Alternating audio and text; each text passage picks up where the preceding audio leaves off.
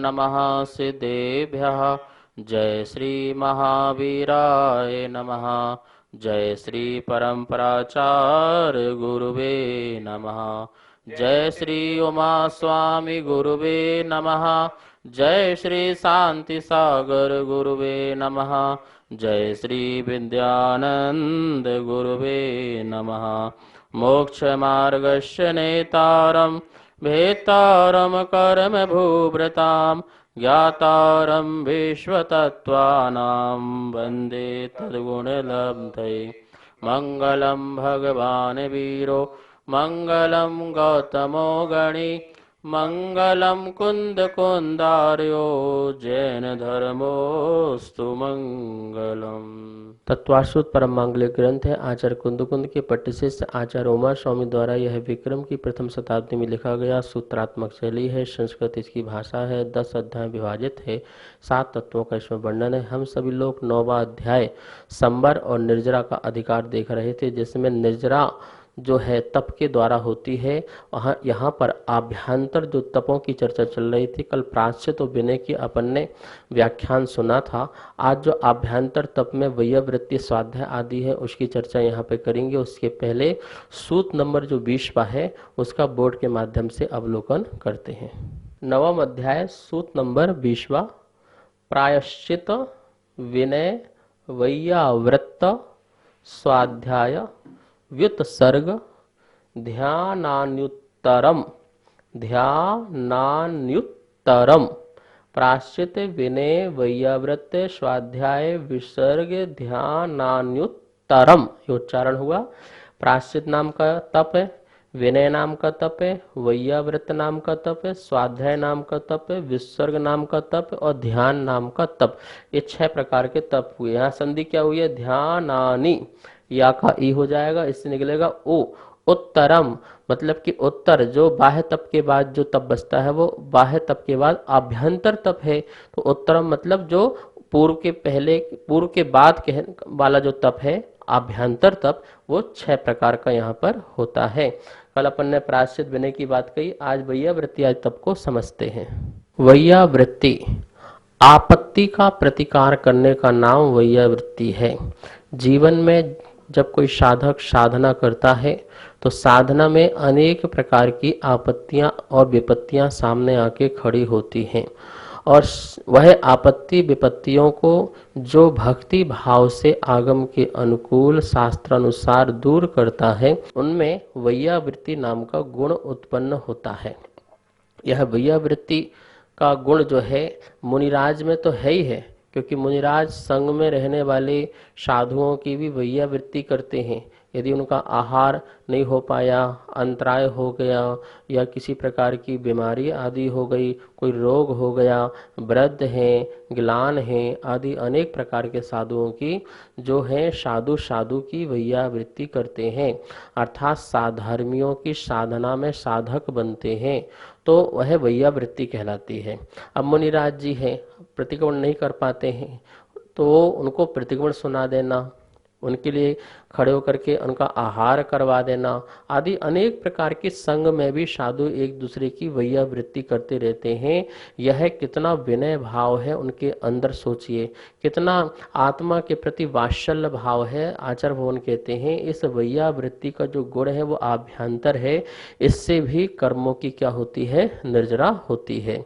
आचार्य ने लिखा है सम्यक दर्शन, सम्यक ज्ञान, सम्यक चारित्र, तप, ध्यान, अध्ययन आदि साधर्मियों के कार्य के लिए पुस्तक आदि शास्त्र आदि उपकरणों को देना, शास्त्रों की व्याख्या करना, धर्मोपदेश देना तथा युक्ति पूर्वक और भी साधर्मियों की सहायता करना तथा वह सहायता बिना किसी बदले की इच्छा के करना, सो वैयावृत्त है। इसलिए हम वैयावृत्ति नहीं कर रहे हैं, सहायता नहीं कर रहे हैं, परोपकार नहीं कर रहे हैं, क्योंकि कभी वो हमारी भी तो करेंगे, हमें भी तो आवश्यकता पड़ेगी।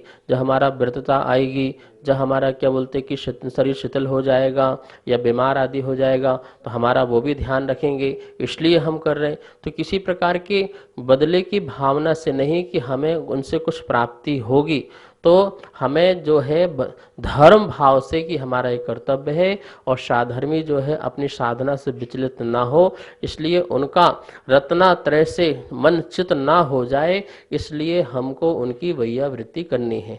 मतलब किसी के रत्नात्रय संभालना है, किसी के हाथ पैर दबाना मुनिराजों के, वह मुनिराजों के हाथ पैर दबाना मतलब शरीर की थकान दूर करना नहीं है।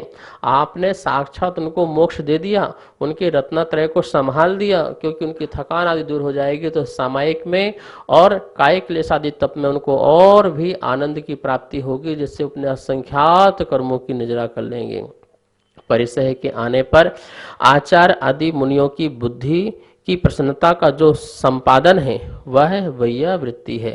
कितने प्रकार के परिसह आदि उत्पन्न होते हैं, तो उस समय जो हम अपने चिंतन से, मंथन से, मनन से क्षमता रूप परिणाम अपने अंदर ले आते हैं अथवा शिष्यों के अंदर भी यही भाव प्रकट कर देते हैं, तो वह भाव को प्रकट करने वाले जो बुद्धि से ऐसे संपन्न आचार की उत्कृष्ट वैयावृत्ति होती है।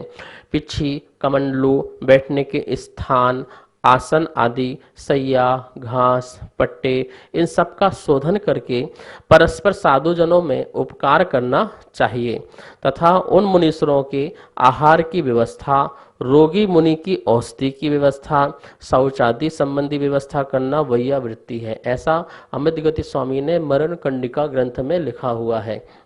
जिसके बस पिच्छी ना हो, पुरानी हो गई हो, झड़ गई हो, उसको उनको पिच्छी देना, कमंडल खराब हो गया हो तो कमंडल देना, पढ़ने के लिए पुस्तक देना, बैठने के लिए आसन देना और सैया के लिए आसन देना, घास जो होती है सूखी घास ठंड आदि में वो घास देना, पट्टे आदि दे देना। तो इस प्रकार से जो कुछ भी आप शोधन करके उनके लिए इस प्रकार के साधना के उपकार के साधन दे देते हो, वह सब वैयावृत्ति में आचार्य ने कहा है। यहाँ तक कि कोई रोगी मुनि हो तो उनकी औषधि करना, उपचार करना, हाथ पैर दबाना और आहार आदि भी करा देना, यदि वो नहीं कर पा रहे, सक्षम नहीं हो पा रहे तो खड़े होकर के, और शौच आदि की व्यवस्था आदि भी कर देना। बताइए ये सब क्या है? ये सब साधर्मियों के प्रति जो वात्सल्य का परिणाम है, अंतरंग से प्रकट होता है, ये कहने से नहीं होता है। कहने से हो तो वो वैयावृत्ति ही नहीं है, ठीक है ना।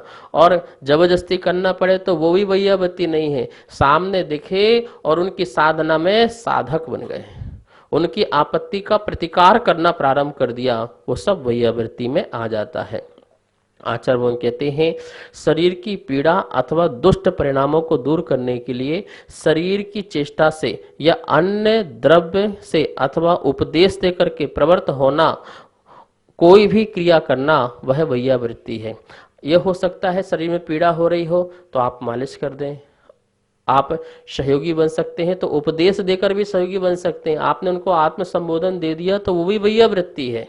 बताइए, द्रव्य से तो ठीक है, लेकिन आपने शब्दों से, भावों से भी उनको आपने संवेदना जो दी है, मोक्ष मार्ग आदि में उनको भाव टिका दिए हैं, तो आचार्य कहते हैं वो भी वैयावृत्ति है। मतलब सबसे बड़ी वैयावृत्ति यही है, किसी भी साधर्मी को रत्नत्रय से च्युत नहीं होने देना, उनके मोक्ष मार्ग में उनको आगे बढ़ा देना, यही सबसे बड़ी वैयावृत्ति कहलाती है। और भी आचार्यों ने लिखा हुआ है, जो मुनि तप रूप धन से संपन्न हैं तथा व्रत एवं सीलों के धारक हैं, उनके अनेक रोग आदि से पीड़ित होने पर जो शरीर से तथा प्राशुक औषध के द्वारा उनके रोग आदि को नष्ट करने का आदर पूर्वक निर्दोष व्यापार किया जाता है, उसे वैयावृत्ति कहते हैं। जब तक साधर्मी के गुणों के प्रति अनुराग हमारे अंदर नहीं आएगा, तब तक यह वैयावृत्ति नहीं हो सकती है। तो व्यवहार वैयावृत्ति है, अपने साधर्मियों जनों की सेवा कर लेना, और निश्चय वैयावृत्ति यही है, अपने को स्वयं भी रत्नत्रय से च्युत नहीं होने देना, धर्म से च्युत नहीं होने देना, और उसमें अपने आप को लगाए रखना मोक्ष मार्ग में, यह निश्चय वैयावृत्ति कहलाती है। वैयावृत्ति किस प्रकार करना चाहिए और किस स्थिति में करना चाहिए, इन दोनों की बात भी आचार्य भगवान ने मूलाचार्य प्रदीप और भगवती आराधना में कही है। उन्होंने कहा है, जो मुनि कंकरीले और ऊंचे नीचे मार्ग आदि चलने में खेद खिन्न हैं, उनके पांव दबाना, सेवा करना, धर्मोपदेश देना, उनकी विष्ठा मूत्र आदि जो है को हटाना, उनको अपने पास रखना। ये बहुत बड़ी बात कही है कि उनको लगे कि नहीं हमारे साथ कोई है, हम मोक्ष मार्ग में बढ़ सकते हैं, तो उनको अपने पास रखना, उनका अनुग्रह करना, उपकार करना, उनकी रक्षा करना, आवश्यकता अनुसार उनको उपकरण देना, उनके निर्वाह का प्रबंध कराना आदि अनेक प्रकार से वैयावृत्ति करना चाहिए।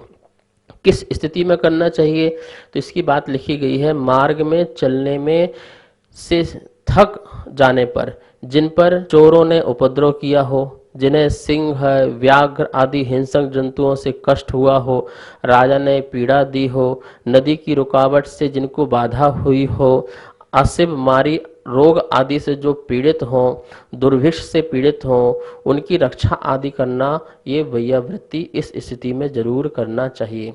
मतलब अनेक प्रकार के उपद्रव, उपसर्ग, परिशह आदि आ जाने पर, विधर्मियों के द्वारा उपसर्ग आदि हो जाने पर उन मुनिराजों की हमें सेवा करना चाहिए, उनकी पूरी व्यवस्था करना चाहिए, उनका पूरा ध्यान रखना चाहिए, संरक्षण और संवर्धन करना चाहिए। यह सब वैयावृत्ति में आता है। जो मुनि किसी प्रकार से प्रतिष्ठा, सम्मान आदि की चाह न रखते हुए और किसी अन्य साधर्मियों के प्रति किसी प्रकार का उपसर्ग आदि हुआ हो, तो उस उपसर्ग को दूर करना ये वैयावृत्ति तप में आता है। जैसे विष्णु कुमार मुनिराज ने किसी मान सम्मान की चाह नहीं रखी और अपना मुनित्व पद को भी छोड़ते हुए 700 मुनिराजों के घोर उपसर्ग को सहन किया।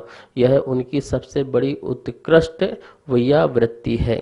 विशुद्ध उपयोग जिनके मन में उत्पन्न होता है, उन्हीं के अंदर यह वैयावृत्ति तप आता है। जिनके अंदर मायाचारी छल कपट होगी, उनके अंदर कभी भी वैयावृत्ति आदि का गुण उत्पन्न नहीं हो सकता है। इस प्रकार से वैयावृत्ति के बारे में जाना। अब आगे है स्वाध्याय तप। स्वाध्याय तप किसे कहते हैं? अपने हित के लिए जो अध्ययन होता है वह स्वाध्याय तप है, ध्यान रखना। स्वाध्याय अपना अध्याय, जहाँ पर अपना अध्ययन हो, अपनी निज आत्मा का अध्ययन हो, अपने निज परिणामों का अध्ययन हो, उसे स्वाध्याय कहते हैं। मतलब बहिरंग में यदि हम शास्त्र आदि भी पढ़ रहे हैं तो किसके लिए पढ़ रहे हैं? उसमें किसको खोज रहे हैं? पर को थोड़ी खोज रहे हैं, उसमें भी पर के माध्यम से सौ को ही खोज रहे हैं। तो निज हित कल्याण में जो कारण बने वह स्वाध्याय कहलाता है। जो ज्ञानी पुरुष है अपना पाप नाश करने के लिए, अपने आत्म हितार्थ तथा अन्य भव्य जीवों का हित करने के लिए सिद्धांत आदि ग्रंथों का पठन पाठन करते हैं, उसको गुणों की खानी स्वाध्याय कहते हैं। उसके पास गुणों की खान हो जाती है। ऐसा गुणवान जो व्यक्ति है वो सच्चा स्वाध्याय करता है। और यह स्वाध्याय को आचार्य ने कहा है स्वाध्याय परमोह तपः। स्वाध्याय परम तप है, क्योंकि ज्ञान ही एक ऐसा है जो हमारे पापों को नाश करने में कारण बनता है। अज्ञान कभी पापों को नाश नहीं करता। अज्ञान तो कर्मों को बांधता है, लेकिन ज्ञान जो है कर्मों को काटता है। ज्ञानी के क्षण मात्र में ही कर्मों की निजरा हो जाती है, और अज्ञानी करोड़ों वर्षों तक उपवास आदि तप आदि भी करे तब भी उसकी कर्मों की निजरा वो नहीं होती है। जो ज्ञानी के मात्र क्षण मात्र में सहज रूप से कर्मों की निजरा हो जाती है। और ज्ञान की प्राप्ति जो होती है वह स्वाध्याय से आती है। जिन्हें भगवान द्वारा जो कथित दिव्य ध्वनि है, वाणी है, जिन भाषित जो पुस्तकें हैं, शास्त्र हैं, सिद्धांत ग्रंथ हैं, उनका पठन पाठन जो करता है उसके मन में ही यह स्वाध्याय का भाव उत्पन्न हो पाता है। अन्य पुस्तकें पढ़ना, लौकिक पुस्तकें पढ़ना, जिनसे क्या बोलते कि लौकिक जीवन चलता हो, ऐसी पुस्तकें पढ़ना वो स्वाध्याय नहीं कहलाता है। मोटी मोटी पुस्तक वो स्वाध्याय नहीं है, लेकिन छोटी पुस्तक हो पर जिनेन द्वारा कथित हो तो वो पुस्तकों का स्वाध्याय करना, शास्त्र ग्रंथों का स्वाध्याय करना स्वाध्याय कराता है। स्वाध्याय करने से लाभ यह है कि हमारी मन की जो चंचलता है वो दूर हो जाती है। आचार्य गुणभद्र स्वामी ने आत्मानुशासन में कहा है कि मन बंदर की तरह है जो यहाँ वहाँ भागता रहता है। वह उसी वृक्ष में उछल कूद मचाता है जिसमें खाने पीने का फल आदि ना हो। यदि फल होते हैं तो आराम से बैठ कर के खाता पीता है, उछल कूद नहीं करता है। ऐसे ही जिसके मन में श्रुत के फल होंगे तो वह मन भी यहाँ वहाँ संसार के विषय वासनाओं में नहीं जाएगा, बाहर नहीं घूमेगा, अपने अंतरंग में ही रहेगा और कर्मों की निजरा भी करेगा। अर्थात पूर्व उपार्जित जो कर्म हैं उन कर्मों को नाश करने में सबसे बड़ा कारण बनता है वह स्वाध्याय बनता है। आजकल हमारे यहाँ स्वाध्याय की परिपाटी बिल्कुल समाप्त होती जा रही है। पूजा पाठ तो हम करते हैं, मंदिर जाते हैं, लेकिन हम स्वाध्याय नहीं करते हैं। ध्यान रखना, दर्शन किया समोशरण का और दर्शन करके निकल जाओ, भगवान की वाणी न सुनो तो क्या हुआ? कल्याण तो वाणी से होना है ना। दर्शन तो निमित्त है ही है कर्म निजरा के कारण में, लेकिन जो वाणी सुनकर के जो हम स्वयं मनन चिंतन करेंगे, उससे जो हमारी स्वयं की आत्म साधना होगी, उससे हमारी कर्मों की निजरा होगी। तो हमें मंदिर जब जाएं तो वहां पर गुरु आदि हो तो उनकी वाणी सुने, और ना हो तो जो स्वाध्याय जो शास्त्र है उठा करके पढ़ें, अध्ययन करें। ध्यान रखना, जीवन में परिवर्तन जब भी आएगा भगवान की वाणी को सुनने से, सुनने के साथ साथ अपने जीवन में उतारने पर ही परिवर्तन आ सकता है, और दूसरा कारण नहीं बन सकता है। हमारे सामने आज जो है आगम ही चक्षु है, नेत्र हैं आगम ही, क्योंकि आजकल हमारे पास साक्षात तीर्थंकर भगवान तो नहीं है, तीर्थंकर भगवान तो नहीं है, अरहंत भगवान का समोषण तो नहीं है, लेकिन शास्त्र ही जो उनकी परंपरा से हमें मिला हुआ है वही हमारे लिए नेत्र हैं, जिनके माध्यम से हम मोक्ष मार्ग में बढ़ सकते हैं। यह स्वाध्याय परम तप जो कहा गया है, पर वो समीचीन शास्त्रों का अध्ययन करने पर ही परम तप कहलाएगा। ठीक है ना। और परम तप कब कहलाएगा? स्वाध्याय को अपने हित के कारण में लगाना। ऐसा नहीं कि हम वाद विवाद करने के लिए, दूसरों को गिराने के लिए, दूसरों की परीक्षा लेने के लिए, और तुम्हें तो कुछ आता नहीं है, तुम्हें कुछ बनता नहीं है और मन गए महाराज जी साधु त्यागी व्रती, इस प्रकार से नहीं। अपना पांडित्य नहीं दिखाना है, पांडित्य नहीं दिखाना है। आपको याद नहीं होता कोई बात नहीं है, और याद हो गया है तो आप पांडित्य दिखाओ, तुम्हें कुछ नहीं आता है, बहुत कुछ आता है, ये स्वाध्याय नहीं कहलाता है। इतनी सरलता आ जाती है, इतनी विनम्रता आ जाती है, और इतना रत्नत्रयधारियों के प्रति विनय भाव आ जाता है। स्वाध्याय करके साधुओं के प्रति भक्ति उत्पन्न ना हो, यह बहुत बड़ा पाप कर्म का उदय है। स्वाध्याय करके मंदिर जाने का भाव ना हो, स्वाध्याय करने के बाद जिनेंद्र भगवान की पूजा करने का, अभिषेक करने का भाव ना हो, ये महापाप कर्म का उदय है। ध्यान रखना।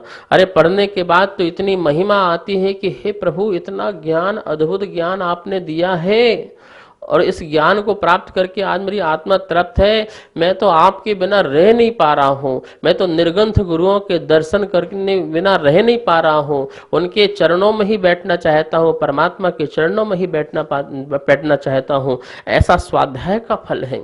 बाहिरंग में भी देव शास्त्र गुरु के प्रति भक्ति करते हुए दिखाई देते हैं, और अंतरंग में भी उनके प्रति महिमा जो उत्पन्न हो रही है उसका व्याख्यान नहीं कर सकते हैं। ऐसा स्वाध्याय का फल होता है।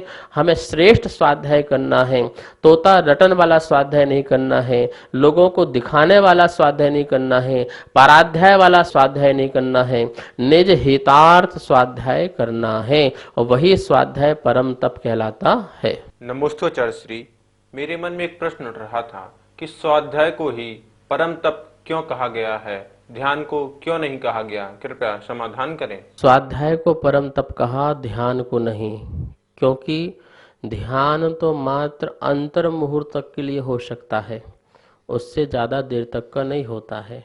लेकिन स्वाध्याय अंतर मुहूर्त के लिए नहीं, जीवन पर्यंत के लिए भी हो सकता है, अधिक समय के लिए हो सकता है। इसलिए स्वाध्याय को परम तप कहा है। और देखिए, मन और 5 इंद्रियां जो हैं स्वाध्याय के समय क्या हो जाती हैं? एकाग्र हो जाती हैं, यहाँ वहाँ बिल्कुल भी नहीं जाती हैं। स्वाध्याय के में मन जो है अर्थ को समझने में लग जाता है। पढ़ते समय अर्थ को समझना है तो मन का उपयोग अर्थ समझने में चला जाता है। वचन का जो उपयोग है वह शब्द बोलने में लग जाता है, और जिह्वा इंद्रिय का भी बोलने में लग जाता है। नेत्रों का जो उपयोग है वह देखने में लग जाता है, पुस्तक को शास्त्र को देखने में लग जाता है। कान का उपयोग जो है सुनने में लग जाता है, ठीक है ना। और उस समय दो इंद्रियां, नासिका इंद्री और स्पर्शन इंद्री निष्क्रिय हो जाती हैं, नासिका इंद्री भी और स्पर्शन इंद्री भी। तो इस प्रकार से देखो कि अपने सारे के सारे जो आश्रव जो होना था, अशुभ आदि था, वह दूर हो गया। इसलिए स्वाध्याय जो है परम तप कहलाता है। आचार्यवन कहते हैं स्वाध्याय एक ऐसा विषय है जो कर्मों की निजरा का हेतु साधन होता है। क्यों? क्योंकि यह अज्ञान का नाश करता है, ज्ञान को प्रकट करता है, और ज्ञानी जो है वह कर्मों की निजरा ज्यादा कर सकता है। इसलिए स्वाध्याय को बहुत स्थान दिया गया है। हमें अवश्य स्वाध्याय करना चाहिए। देखो श्रावक के 6 आवश्यक हैं, तो उसमें भी बोला कि स्वाध्याय करो, मुनि को भी बोला स्वाध्याय करो। मतलब कि यह इतना अच्छा अवलंबन है। 24 घंटे आप क्या करोगे? आप महाराज जी बन जाओ, त्यागी वृत्ति बन जाओ, आप 24 घंटा क्या करोगे? या तो कोई पाठ करोगे, या जाप करोगे, या फिर अधिक स्वाध्याय करोगे, या ध्यान करोगे। तो ध्यान का समय क्या? आपने 2 बार सामायिक करे, 3 बार सामायिक करे, सामायिक समाप्त, ध्यान समाप्त। अब क्या करोगे? तो आपके पास जिनवाणी है, आपके पास आगम है, उनका स्वाध्याय करें, उनका लेखन करें, उनका पाठन करें, उनके नोट्स बनाएं, उनको कंठस्थ करें, और फिर ध्यान में उसका चिंतन करें। ज्ञान के बाद ध्यान। जब हम बहुत अधिक पढ़ेंगे तब हम ध्यान कर पाएंगे। ध्यान में तो हमारे पास टाइम कम होता है, पर उस ध्यान में हमें सब्जेक्ट चाहिए, विषय चाहिए। तो चिंतन के लिए हमें पास कुछ होना चाहिए। तो आप बहुत सारा जब पढ़ेंगे तब ध्यान में आप टिक पाएंगे, लेकिन जब आपका कुछ होगा ही नहीं तो आप ध्यान में भी नहीं टिक पाएंगे। आचार्य विद्यानंद महाराज जी कहते थे, वह महिला अपना जूड़ा अच्छा बना सकती है जिसके बाल बहुत सारे हों। जिसके बाल ही ना हो तो वो जूड़ा क्या बना पाएगी? तो जिसके पास शब्द ही नहीं होंगे, ज्ञान ही नहीं होगा, तो वो ध्यान भी नहीं कर पाएगा। इसलिए पहले ज्ञान और फिर ध्यान। तो ज्ञान पहले है, स्वाध्याय पहले हो, ध्यान बाद में। देखिए ध्यान को सबसे लास्ट में रखा है। प्रायश्चित, विनय, व्यावृत्ति, स्वाध्याय, विसर्ग, ध्यान। ध्यान लास्ट का विषय है। तैयारी कहाँ से होना है? यहाँ स्वाध्याय से होना है। इसलिए स्वाध्याय में जोर देना चाहिए। हर मंदिर में शास्त्र की गद्दी लगना चाहिए, और शास्त्र वाचनकार होना चाहिए, और अच्छा वाचनकार होना चाहिए जो व्यवहार पक्ष और निश्चय पक्ष दोनों पक्ष को बताने वाला होना चाहिए। ऐसा ना हो कि समाज को मिसगाइड करने वाला हो और मिथ्यात का प्रचार करने वाला हो, या फिर विपरीत बताने वाला हो। सच्चा देव शास्त्र गुरु का भक्त होना चाहिए, ऐसा जो शास्त्रकार होना चाहिए और स्वाध्याय कराए। हमें इसकी व्यवस्था पूर्ण रूप से करना चाहिए। हम कितनी मंदिर को करोड़ों रुपए का मंदिर बना देते हैं, एक एक मंदिर में 10-10, 20 करोड़ रुपए लगा देते हैं, लेकिन एक विद्वान को नहीं बिठा पाते हैं जो भैया हमें तत्व की बात बताए, ज्ञान की बात बताए। देखो मुनिराज लोग जो आते हैं और चले जाते हैं, वो कितना समय दे पाएंगे? लेकिन आपको परमानेंट, लगातार, निरंतर ज्ञान अर्जन मिलता रहे, स्वाध्याय होता रहे, इसके लिए आपको विद्वान बनाना चाहिए और विद्वानों को लगाना चाहिए। गुरुकुल आदि खुलवाना चाहिए जहाँ विद्वान बनने की फैक्ट्री खुले, क्योंकि हर मंदिर में एक एक विद्वान बैठ जाए जो हमारे जिनवाणी स्वाध्याय जो है उसको कराए, जिनवाणी रख रखाव करे और उसका स्वाध्याय भी कराए। इस प्रकार की व्यवस्थाएं होना चाहिए। तो यह स्वाध्याय परम तप है, अपने जीवन में से जरूर उतारना चाहिए। अब किसका स्वाध्याय निष्फल है और किसका स्वाध्याय सफल है, इसके लिए आचार्य भगवान कार्तिकेय स्वामी ने कार्तिक अनुप्रेक्षा में बहुत सुंदर लिखा हुआ है। निष्फल किसका है? तो देखिए क्या लिखा है। जो पंडित अभिमानी लौकिक फल की इच्छा रखकर जिन शास्त्रों की सेवा करता है और साधर्मी जनों के प्रतिकूल रहता है, उसका शास्त्र ज्ञान भी विष रूप है। विष है उसका शास्त्र ज्ञान।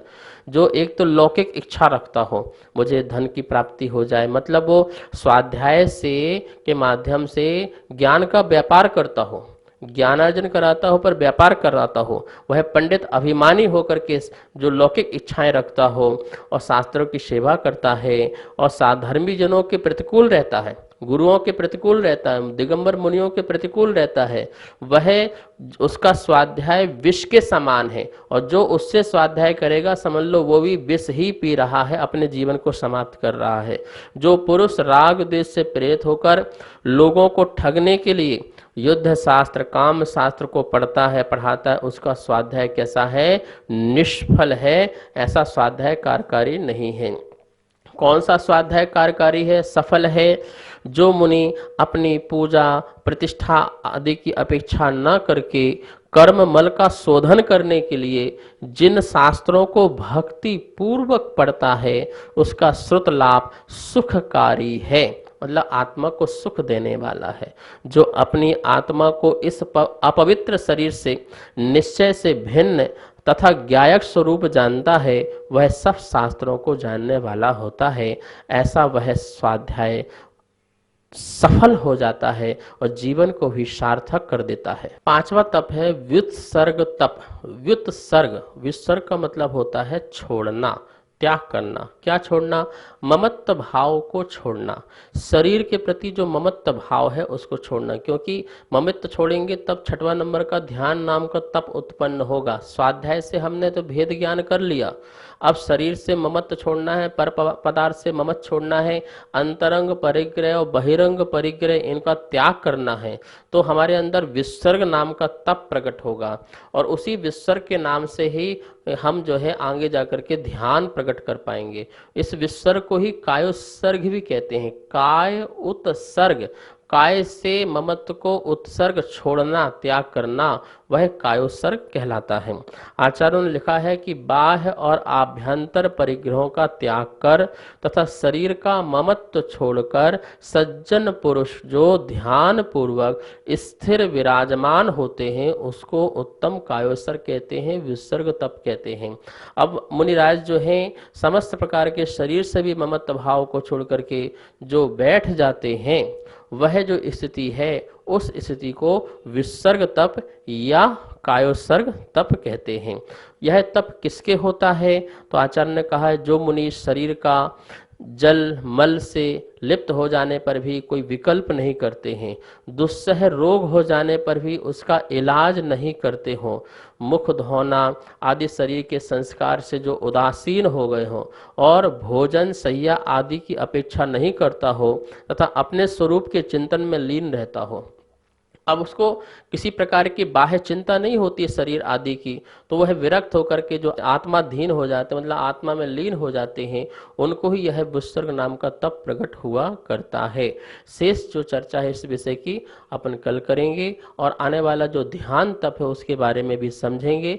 आज यहीं पर इतना स्वाध्याय संपन्न करते हैं। आइए माँ जनवाणी की श्रुति करते हैं। जावाणी के ज्ञान से सूजे लोकालोक, शोवाणी मस्तक धरो सदा दे तो धोग। हे जनवाणी भारती तो ही जपो दिन रेन, जो तेरी शरणा धरे सो पावे सुख चैन। आशीर्वाद। सभी को सादर जय जिनेन्द्र। पूज्य गुरुदेव के मुखारबिंद से नित्य आप तत्वार्थ सूत्र का स्वाध्याय कर रहे हैं, जो कि पारस चैनल के माध्यम से पूरे देश में प्रसारित किया जा रहा है।